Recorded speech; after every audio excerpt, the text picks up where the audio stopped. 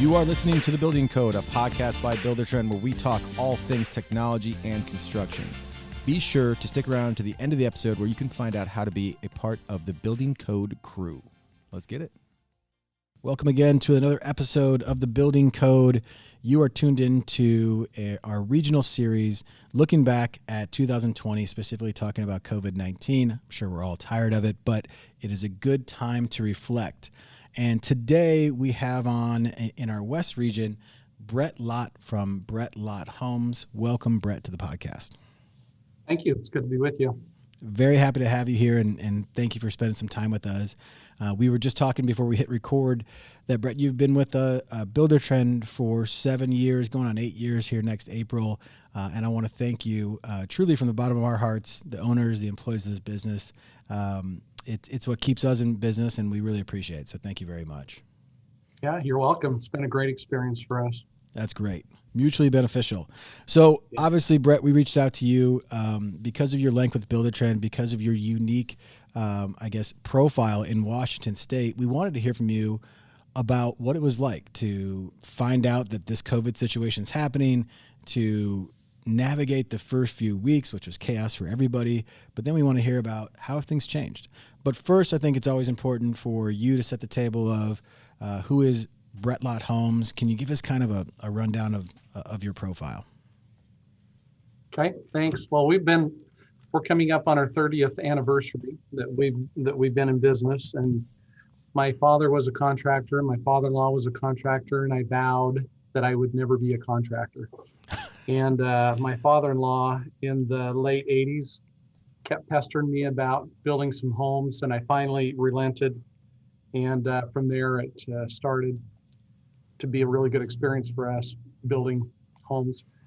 So we've grown conservatively on purpose, and we don't have a desire to be the greatest, biggest builder or anything, but we want to do a really good job of what we do. And so our growth has been conservative. We've got 3 additional employees besides my wife and myself. And so we stay small so we can stay intimately involved with each of the homes that we're building. Wow. So you vowed never to be in construction.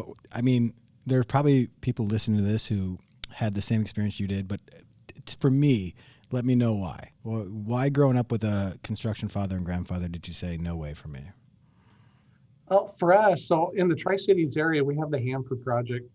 And during those years, it would all depend on the budget, the government budget for the Hanford project. So all of a sudden the government would say, okay, we're putting millions of dollars into the Hanford project, and the construction would go absolutely crazy. And people would come from all over the country to this area. And then all of a sudden one day they would say, okay, we're cutting the budget. And literally it's like turning off a faucet. And then all of a sudden, everything was just dead. Wow. Including construction. And so I watched my father and father-in-law go through these boom and bust cycles, and it was crazy. Then it was hard. And I just thought, I'm not going to be that guy. I just going to get a job, going to stay consistent, and didn't want to go down that road. That makes sense. What was the Hanford project? I don't know about that. Well, it's a nuclear facility. So that's they had 3 nuclear reactors, and now those are that kind of morphed into some other things. And now there's a huge waste cleanup, where there's a lot of money coming into the area, and the area has diversified. So there's lots of different things that are feeding the economy in the area besides just that big government project. So it's similar to what we probably experienced in the last 10 years in North Dakota. They started fracking there, and people flooded that area to get jobs there, but also everything that came behind it, housing, things like that. And so that kind of up and down is similar to what you're talking about? That is probably a really good example. It's just like crazy. No one has a place to live. They don't even have a place to stay in a hotel. To a week later, literally people are taking their keys down to the bank and walking away from their homes. So wow. It was just that kind of craziness. And I just wanted a good job. I didn't want to be in the fray. And my father-in-law kept pestering me because the economy was good. And so we started slow and conservative. And it has I'm really grateful. It's been a really good experience. That's a great story. So again, just for the audience, you're in the southeast part of Washington. What city are you guys based out of? So the Tri-Cities is referred to Sebastopol, Kennewick, and Richland. Okay. Got it. So you're not in like the Seattle urban center. You're not in like the Portland urban center. You're in more of a rural area right now. No, we actually have control over our city. So, Oh, okay. Yeah. There's a shot at Seattle there. So, no, so the Tri-Cities is that we have the mountain range. And so we're literally desert. We get like 7 inches of rain a year where Seattle's wet and green and everything. So it's a very different part of the state. yeah, that's good. That's good to know because I think everybody thinks right away, Seattle, Washington. Yeah. So, but you you had a good segue into COVID-19 because when you said you have control of your city, that could go a political route. Let's not go there. We're going to stick within construction here, but A good idea. yeah. So, let's just call it as a marker when mid-March hit and we realized that this is a real thing and everything started shutting down and your local governments started making these mandates. Can you just kind of recall that time and tell us a little bit where your head was at and what was happening with your business? Well, for us, I mean, really talk about a step into the unknown and a step into the dark. And so we really quickly went down into a shutdown in our state. And there was a list of essential and non-essential businesses, and residential construction was deemed non-essential. So basically, we had to shut everything down except for what we needed to finish to not incur spoilage. So if we're in the middle of framing, we could finish the framing and still put on a roof and some siding. But we got to a point where a lot of the jobs just kind of had to be shut down. So that was kind of a pretty unknown, scary time for a little while. And Yeah. it was billed as a short period, flatten the curve, a few weeks. And so it wasn't long after that. I don't know. I forget the timelines, but a little while after that we were able to move the construction to a different phase. So we were able to continue in the construction with a long list of restrictions. Yeah. Yeah. This is, again, we're doing a whole series of every region of the United States. We're going to get Canada and Australia, New Zealand. But I mean, I don't know the exact number of states, but Washington was one of only a handful that deemed construction residential construction non-essential. Can Yeah. I mean, the government that made that decision in Washington, what was the reasoning behind that? When every other state, the majority decided that it was. I'm still trying to figure that one out myself. The best advice that I have had through this whole process is actually came from our local HBA executive, and he just said, "Brett, do not try and make sense of this." And so there's just a lot of things we've just had to learn. It's kind of like we can't try and figure out why or what makes sense. So we just kind of have to kind of roll with the punches and do our best with what's thrown at us. Yeah, I think every small business in these last 10 months, I think the common thread is that because there was no like top level mandate, that the unfairness and the different rules that came down probably is the most frustrating thing. I can't even imagine, building your company for 30 years and then having this when because you're close to the border, a few miles away, maybe another company can continue construction. So can't even imagine how difficult that was. So you guys navigated the first part. It opened up a little bit. How has it been since then? What are some of the things that you guys have had to endure or pivot on that you can kind of look back now and talk about? I think one of the things that we've learned through this whole process is the ability to adapt and change quickly. So literally 1 week it's one thing and we've got some changes to make and we've got to have different things on the job site.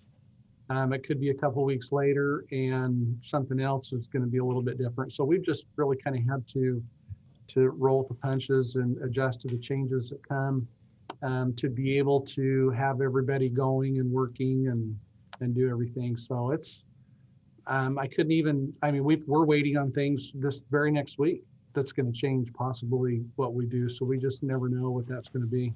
Yeah, we're already into, we're recording this on January 5th, 2021, and that's kind of crazy to think that you're still in that bit of a flux.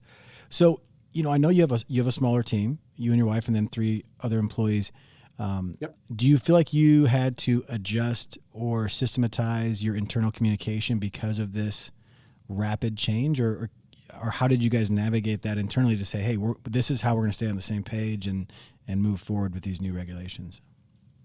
That's really a good question. We're all really good communicators, and so we just had to sit down and say, okay, here's the list of the rules that we've got to go by, and then we just need to adjust. So whatever we're doing on the job sites or in the office, for us, I think a big part of it is that we've just had to turn a lot of things to virtual.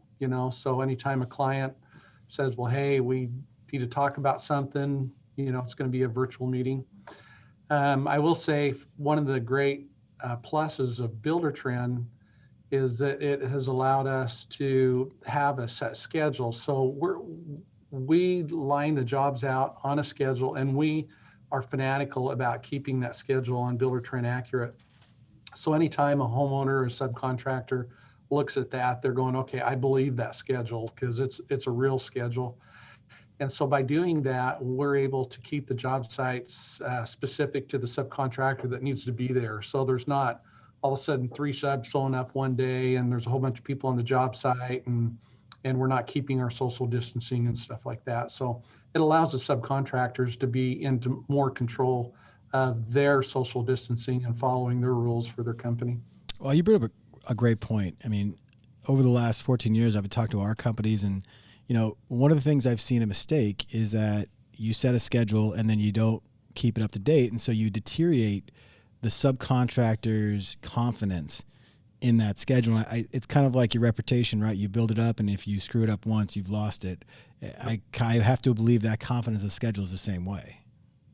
Oh, absolutely. It's kind of like a bank of trust. It takes a lot to fill it. It takes one thing to empty it. And I've had subs come to us that are working with other builders that use Buildertrend, and they're kind of like, yeah, I don't even trust their schedule. I don't even look at it. When I get notifications, I just delete them because, for one, they're changing it all the time. There's a temptation that you say, oh, well, this guy finished a day early. We'll just change the schedule. And all of a sudden 20 people are getting notifications. And then the next day it's like, well, they took a day longer, so now we change it again. So we've just resisted the temptation to not change the schedule unless it's really, really necessary. And then we make sure if it does, what's going on will reflect that. So they can, a trade partner can go on Buildertrend, they can look at the schedule, and then they can flip over to the photos, and the photos are going to reflect what the schedule is. And so they've got 2 witnesses there to say, okay, yep, the siding is on, the roof is on, the schedule says that, I believe it, and I know when I show up, it's my job, and there's not going to be another sub there still hanging out for a couple of days. Yeah, that's great. I don't think we talk about that enough, that it's really a job of the company to make sure all that stuff's true so you can instill confidence, and that makes the whole thing go down. And one cog in that wheel, there's an issue there. Now, just with scheduling, and this might be getting too deep into Buildertrend, but do you guys, so that you don't make those small shifts, do you guys kind of use float days or sort of bake in days between subcontractors? So if one does finish early, you don't have to change the schedule, and or vice versa if one's late? No, a little bit, but not too much. So what we're doing is we're kind of massaging the schedule a little bit in the background. So for instance, if a framer says, hey, I'm going to be done 3 or 4 days early, we might call the plumber and say, hey, if you want to get in there a couple of days early, it's available. Mm-hmm. And if you don't, we're going to keep the schedule, but if you want it. And so they might jump in a little bit early, and they're going, oh, great, because we had a day that we were kind of looking for something to do, which is not likely, but then they can do that, but we don't change the schedule on Buildertrend because everybody starts, then the notifications start going out, and it gets kind of annoying for everybody to keep getting those notifications. Yeah, that's a great tip. We actually did add some float days as a new feature here late last year, early this year. So if you're interested in that, talk to your Buildertrend rep. They can definitely show you that, but that's a great tip as well. So you guys had a pretty tight communication between the 5 of you, which 5 of you is really interesting. How many homes a year do you do? We're probably kind of in the 15 to 20 homes a year range. Wow. So that's good volume for a small net group, which means you probably had to be really efficient to begin with, so this COVID Yep. thing didn't throw you too much for a loop. When you talk about your clients, so like, their uncertainty, how did you guys approach your clients? Your messaging about, all the changing that's going on within your state, your messaging about maybe delays and, we talked about delays and, vendors and suppliers could possibly happen. Did you have kind of a blanket message for them, or were you using sort of a vehicle to do that? So yeah, because it's so unknown, our message has really been more verbal than like a written saying, hey, this is our disclaimer. But multiple times along the way, every time that they ask, so what's this, or what's coming up, or what's the schedule, and to say, well, this is what we're trying to work for, but everything's an unknown. And so we're trying to help them understand that there's a lot of things that come and that are changing the schedule or delaying the schedule. And it's not just that the governor's coming and saying, okay, we're shutting down things. And it could be, well, okay, well, now we're not getting appliances like we could. Light fixtures are an issue. A sub calls up and says, hey, someone in one of the crews has COVID, so we've got limited crews now, and that's changing their schedule. So we're just kind of in a constant state of flux with those things. And we just keep communicating that to the client and just say, you have to understand. And they have been very understanding. I mean, they get it. They're in the middle of it too. They got kids in school. They've got their issues that they're dealing with their own work. So they're pretty understanding that that's changing and fluxing all the time. Yeah, that is one of the positives that I think has come out of this crisis, is that truly everybody's in it together. Everybody's being affected by it, subcontractors, clients. So I have to believe that your clients that maybe 4 or 5 years ago might have been a little prickly about the schedule and the timing, and I got my kid's graduation coming up, I want to be in the home by then. I mean, is it fair to say that they're more understanding now?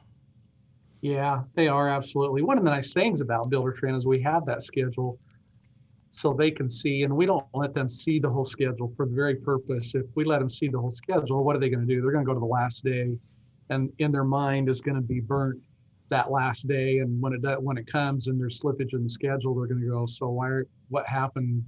What went wrong? And so we let them see a couple weeks in advance. But again, they're pretty, but we're very quick to communicate. So like if something is delayed, we're giving a message and saying, hey, just so you know, this has come up and it's in Buildertrend messaging. We've got a record of it. They respond to it. The realtor can see it. Everybody that's involved can see it. So we're all collaborating on it together. It's just not a quick text that is forgotten and not seen by everybody. That's great. A lot of people have talked about how this crisis has sort of pushed the inevitable technology revolution that businesses need to go through, whether that's Zoom, whether that's like, understanding that, yes, everybody should be on that Buildertrend message, or we should be doing daily logs for contact tracing and sort of tracing who's on the job site that day. Is that fair for your business? Or did it push you in that direction at a faster pace? Definitely. All of a sudden Zoom or virtual meetings became quickly, very quickly, we had to become proficient at those, and we did. And one of the things I think, I guess for me personally and for our company, we've always had to, over the years, we've had to change with the times, right? So you got to remember 30 years ago, when I started business, there was no cell phones, there was no email. So if you wanted to make a phone call, it was through an office or home phone or a phone booth with a quarter or a dime or something like that. And so, we've really keep up with technology has been really important. So we were kind of like the first ones with a website, or, we're definitely involved in social media and those kind of things. So it wasn't a big step for us technology wise, because we decided to do that throughout time. Wow. That's great advice. Because even if you, and I take your point, because if you started your business 5 years ago, this technology shift you have to make probably isn't as big of a, administrative system wide thing you had to do because you started 30 years ago, but you've made a commitment to being okay with change. Change is not scary. Change is good. Let's stay with it. So that's a great point. You guys have a great Instagram page, and you can check out Brett's website, brettlotthomes.com, a great website, and with some really neat homes on here. So I guess you were set up for success in that way because that was sort of the ethos of your business, is not be afraid of that change. As you look to next year, or even some changes you've made this year that you're going to keep, are there any things that you guys are thinking about as a business that wasn't fun to go through, but maybe this is the way we're doing it now? I don't know. It's a good question. We'd just be excited to get through.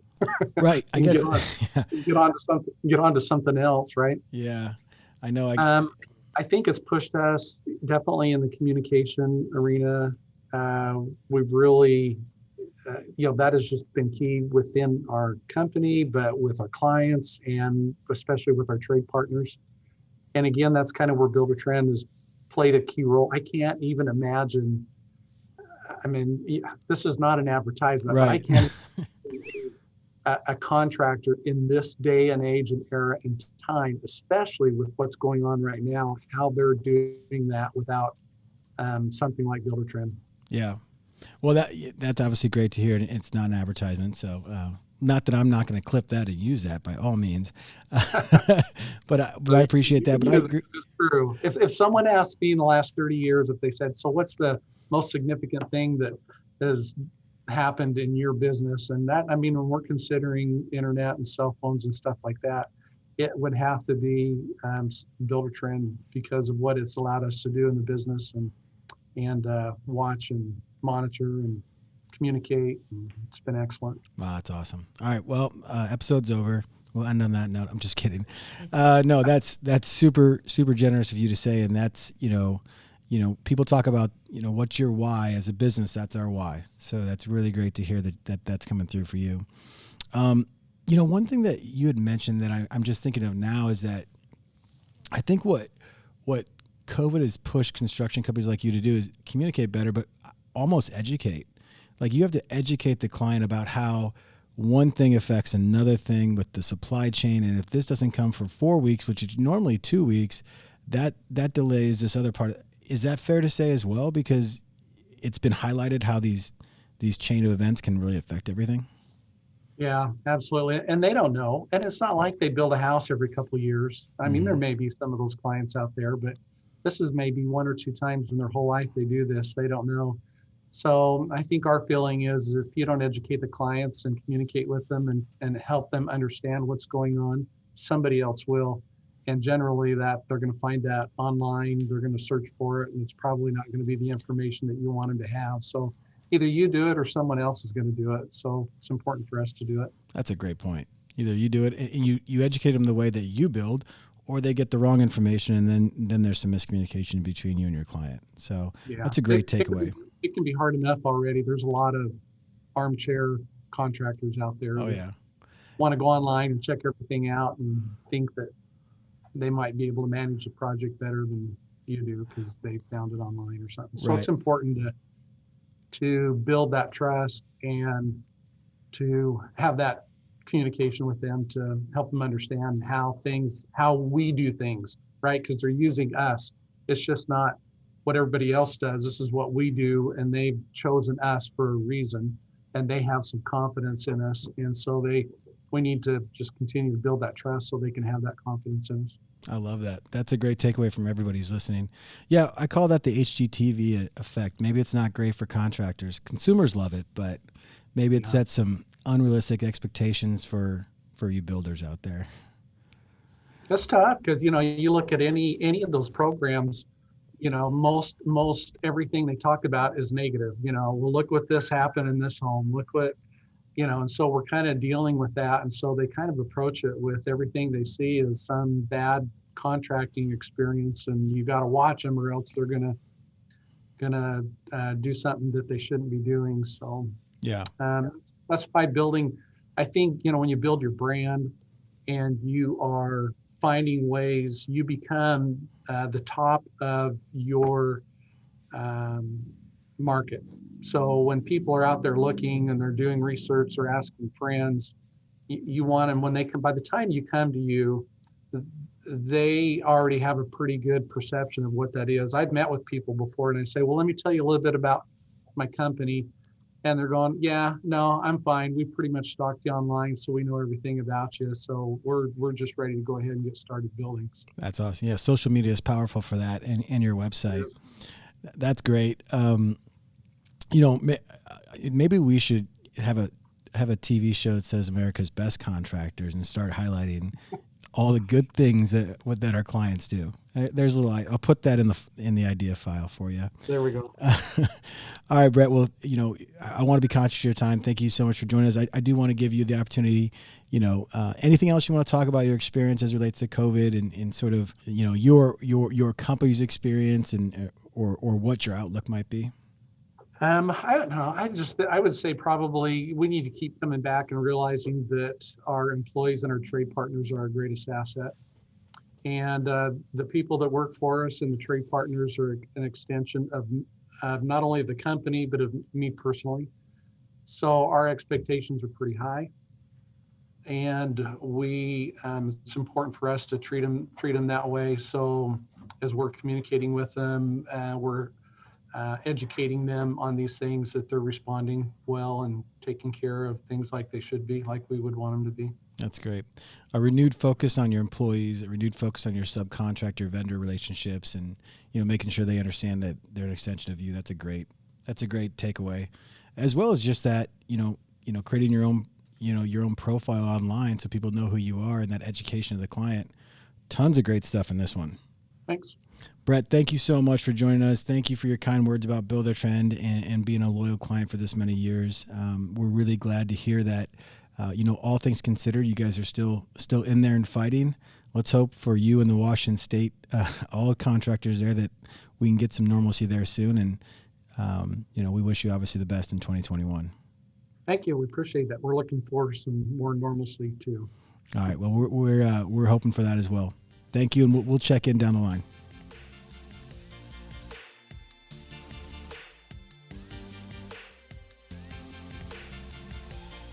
Hello, Dave. Welcome to the podcast. We have Dave Leff from Leff Construction. Good morning. Thank you very much. It's morning where you are. You're obviously on the West Coast because you're going to be a part of our West series for the regional look back at 2020. We very much thank you for your time and filling out the survey. And, we were talking just a little bit before we started recording. It sounds like you have a unique story like many others. And so I'm really excited to dive into that. Before we do that, for those who have never heard of you or your business, do you want to give the audience just sort of a recap of who you are and what you do? Sure. So we are a residential design build company. We've been in business. I founded the company 43 years ago. Wow. So we've been around for a while. We do some new construction, and the rest of our work is typically higher end whole house remodels.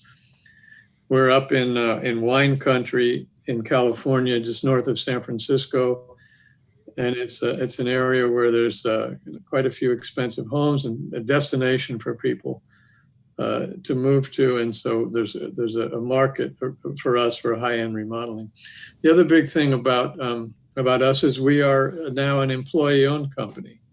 About a year ago, I sold my company to my employees via an ESOP, and so we're now 100% employee-owned. And how many employees do you have or own? We have right now we have somewhere around between 27 and 30. It varies depending on the size of the field crew. Yeah, so that size, and we've talked to all sizes of companies. Somebody does 2 employees because they sub absolutely everything out, including design and all of that. Sounds like you do quite a bit in house, both with people in the field and your design team, right?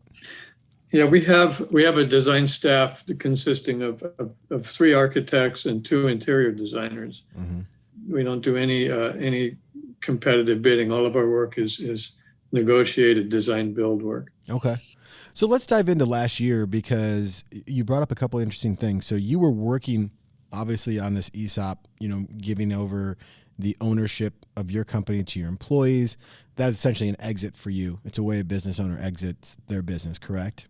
Right, that's correct. And so you've been working on this a lot. Actually, I heard you speak about this on another podcast, through Models Advantage. So Dave, you go through all of that, which I thought was super, super interesting. So yeah. I am listening to other podcasts out there, but that just doesn't happen overnight. So you had that in the works, right? Right. We've been working on that for almost 2 years.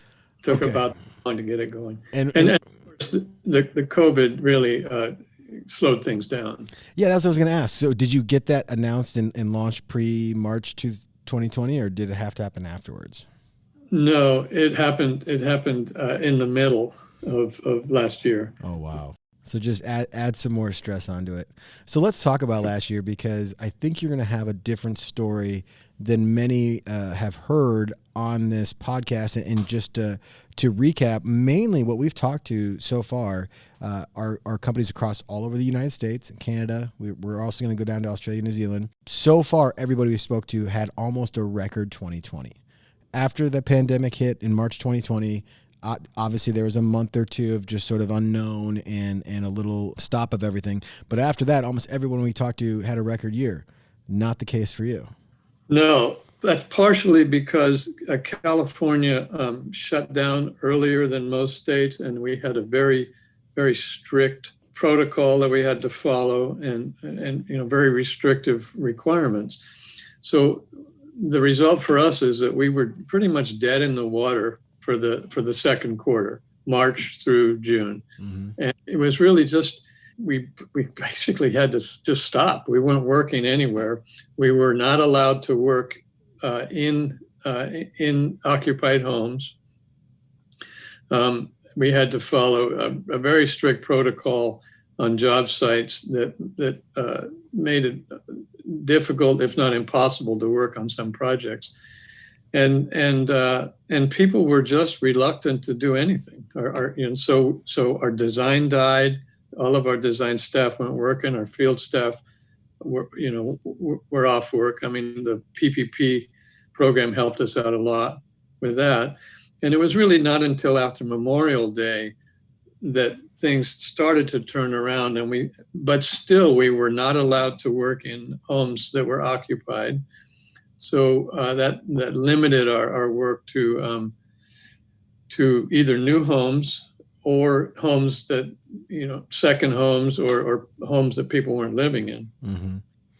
So for us, is that a lot of our projects are second homes for people from San Francisco or Silicon Valley.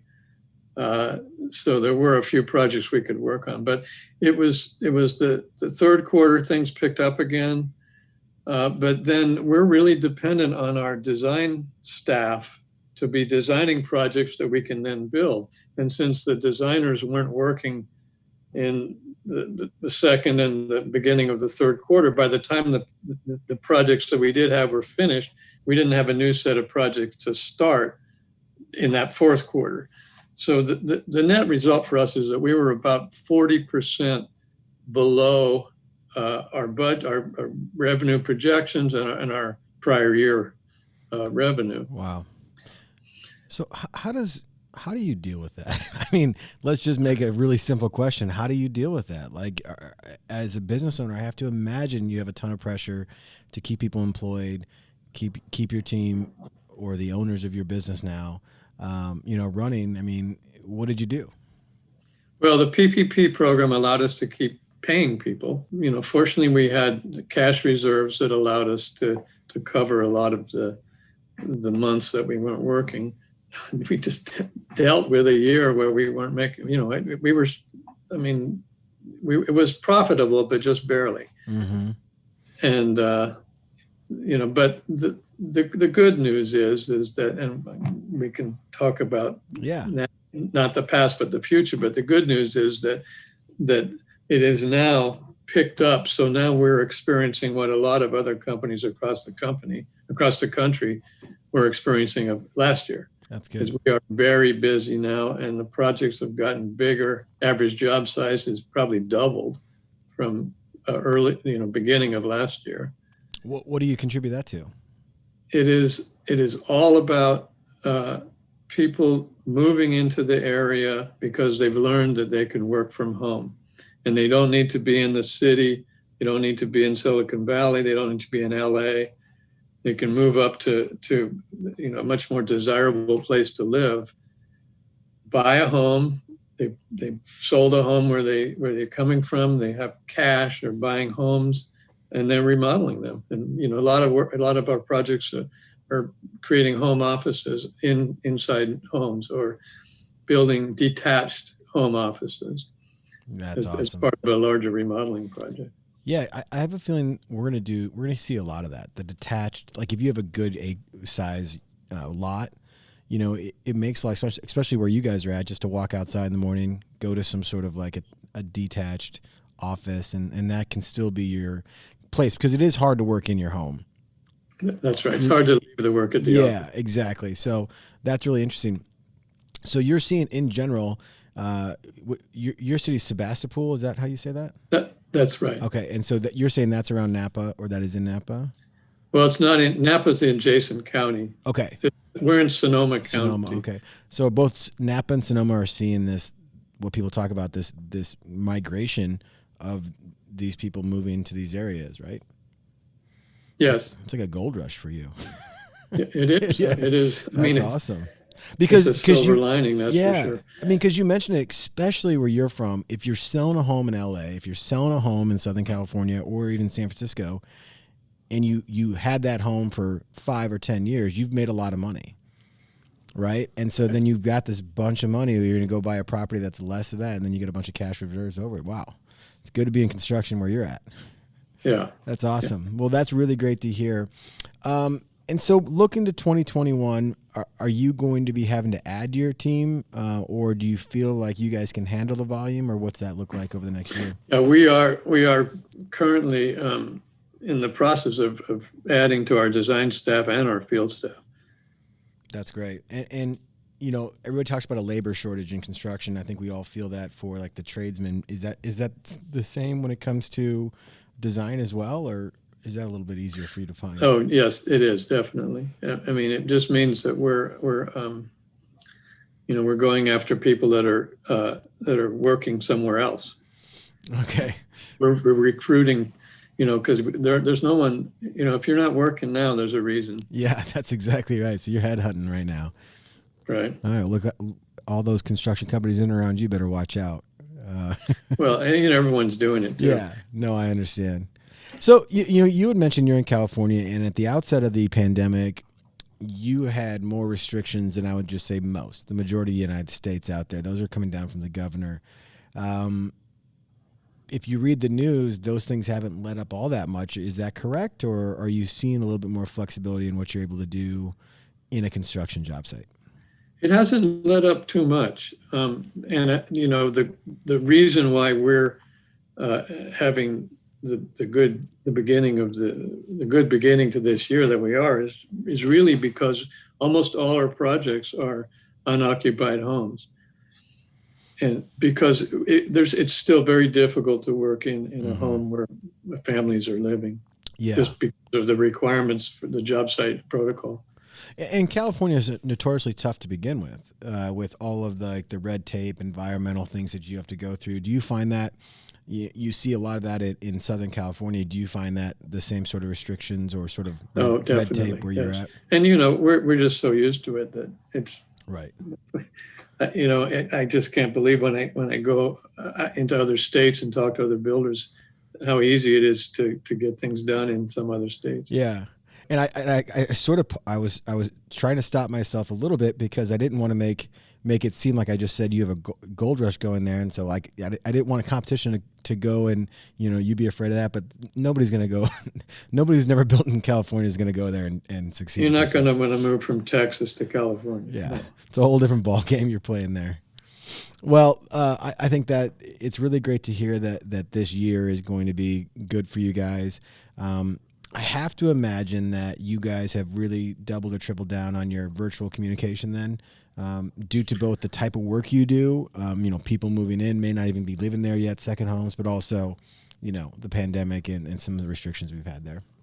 Yes. And that was something that we started in the beginning to develop we tried doing virtual sales calls, which was not very successful. Mm-hmm. So we ended up, doing a lot of outdoor sales calls. We are pretty much doing all of our design work and presentation work to clients virtually. Buildertrend has been a great resource for us, just because we've started doing all of our client selections, our material and finish selections via Buildertrend. It's just given us a vehicle to an organized vehicle to stay in touch with our clients, to communicate through Buildertrend. We use the scheduling module a lot. And because anything that we can do that makes the virtual communication work better is something that we treasure. Yeah, for sure. And I guess that's an interesting topic. I typically stay away from diving into Buildertrend just because, there's a ton of information about Buildertrend out there. I think people listen to this podcast for the exact things you've been saying, just hearing your story. But I think it is interesting that, how long you've been with us. So how long have you been? I have it at 2018. Does that sound about right for you? March 2018? Yes. Yeah. So do you feel like, well, let me set this up. So typically a construction company can't just go all in on Buildertrend. I mean, we have like 29 major features, and it's really dependent upon, what's important to you when you sign up. And it's sort of more of a gradual build thing in terms of learning the features and getting incorporated to your company. Do you feel like once the pandemic hit, it was a push for you to go, what else can this thing do? Because we need to be doing stuff virtually now. Yes, that's exactly what happened. We were looking for any way that we could improve our virtual relationships with our clients. Mm-hmm. And we had done, we have a showroom at our design center, which we couldn't use. And so we developed sort of an online showroom and a process for creating virtual showroom and helping people to make their selections. So that we were able to bring Buildertrend into that, and it was just perfectly set up for us to do that. We don't use the financial ends of Buildertrend just because we're on a accounting software that Buildertrend doesn't talk to. So we use both of those, but for anything that we can, we are, as we learn about what we can do with Buildertrend, we're incorporating it as much as we can. That's good. Signing of one thing we found is the virtual change order, signing of change orders virtually, and it was really helpful. Yeah. And so I'll plug this. I don't know when this is going to air, but as you know, the International Builder Show is our biggest show in our industry. Have you typically gone to that show? I've not gone to that show. Okay. Well, when it comes back online, I recommend it. Although you're not an owner anymore, you don't have to worry about that stuff. Maybe just send some of your other owners. But it's a huge show, right? And everybody's heard of it. First time in its history, it's going online, totally virtual. So we won't be there our 15th year in a row. But I'm doing a class, and the class was talking about changes you need to make in your workflow or process as a business due to COVID-19. Obviously, a lot of that's virtual. One thing I talked about is daily logs, how you should be constantly doing daily logs to your clients. It's a great way to communicate what's going on the job site. Do you guys utilize daily logs yet? Yeah, we do. Actually, that's another thing that we are using. Yeah, that's a good one because it's so easy for your team just to say, here's what happened this week. Here are a couple photos, even a video. If you're not doing videos yet, video walkthroughs, that's a really good tip. And then you can sort of collaborate and communicate with the client on that. And the photos we use. Just the way of organizing the photos on Buildertrend is just really helpful. Well, that's really good to hear. I mean, to be completely transparent, we're just really happy that we were there at a time that our clients really needed to start using it. I mean, nobody uses Buildertrend 100% prior to the pandemic. We might have a group of people who do now, which is really great. That being said, we add new things all the time, so be on the lookout for more features that are going to help out here in 2021. And I think now that you say that the International Builder Show is going to be virtual this year, I will make a point of attending. Yeah, there you go. First time, look out for my class, Mobile Project Management on the Go. That's the last, I'll plug it. But there's going to be some great keynote speakers, great education sessions there. So yeah, make sure maybe you can carve out some time for you and your team to check it out. I guess at the end, the last what I'll say is that, first of all, great to hear that you're going to have a great year. That's always something we're really excited about for our clients, and really appreciate your time here.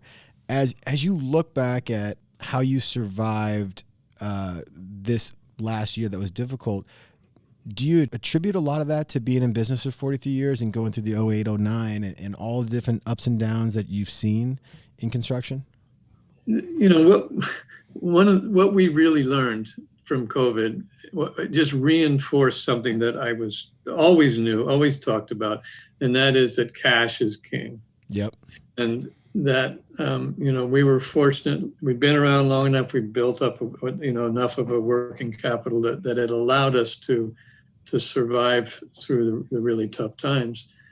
But, keeping whenever possible, keeping 6 months of overhead in cash allows you to get through these kind of things. Mm-hmm.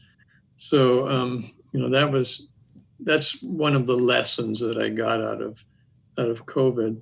The other thing that I think is going to carry on after things turn around is that we learned that some of us can work from home, and it works fine, works effectively. And I think that we will probably see some of our designers and some of our admin staff continuing to work from home, which means that we need less office space.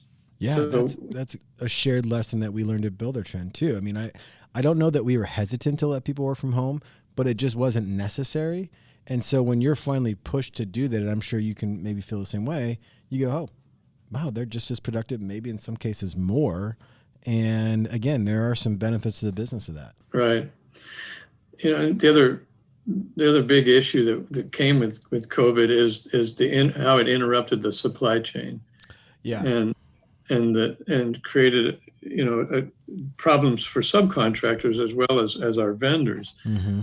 And so the one thing that has changed that I think that will continue into the future is that we can't count on things being delivered when they say they're going to be delivered, or subcontractors' availability when they think they're going to be available. So, our approach now is to get as much of the materials on site or close by before we start a project, because we cannot, the schedule is critical, and we can't count on things being able to project accurately when we'll have our cabinets. Wow, that's a huge shift. So you guys try to you try to get almost all product on site or close to the site or in hand, where you're in control.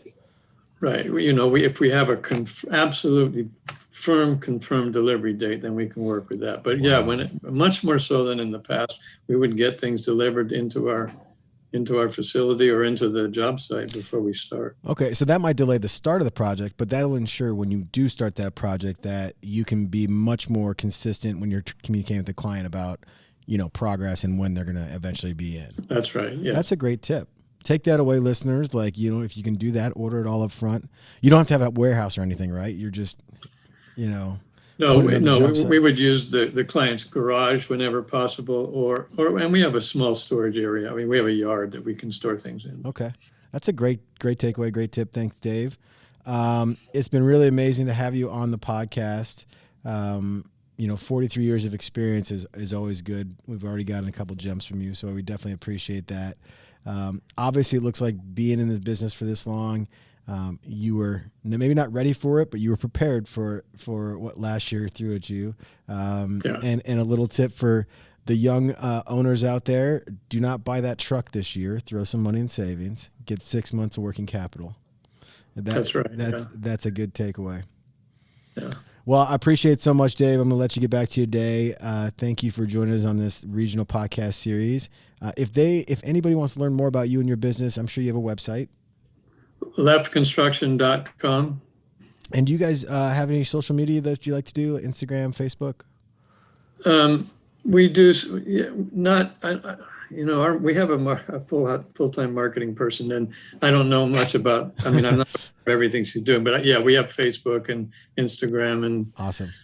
And House and all the other stuff. All the other ones. Well, check out the website if you want to learn more about Dave and his business, and give them a follow on all their social media. It's good to give everybody follows and encourage that. So thank you again, Dave. Really appreciate the time, and we'll talk to you later.